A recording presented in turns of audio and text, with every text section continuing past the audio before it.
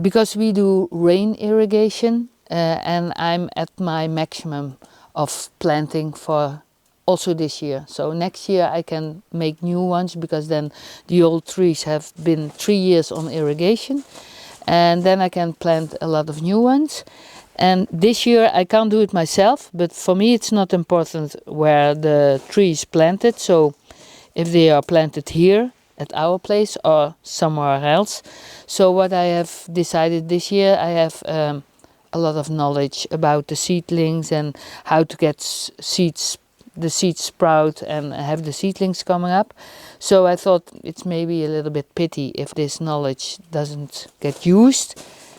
So I decided that I do it a little bit more early than normally, and then I will have in May, I think I will have a couple of days that I tell people that they can come to get the seedlings for only the price that cost the sand and the pots, and if they want the tubes and the bamboo thing, and then they take them with them in May. They take care of them the whole summer, and then they can plant them in their own gardens or piece of land, and they have their own trees, because I want to make clear that it is possible to plant a tree everywhere.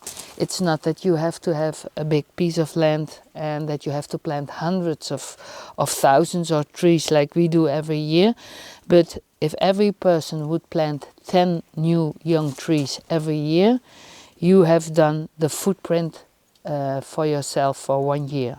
So, and what is 10 little new trees for a person? Everybody can take care of 10 new trees every year.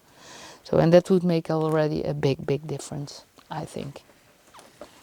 So, if they are planted here, somewhere else, for me it doesn't make any difference. If they are just planted, that's the really important thing.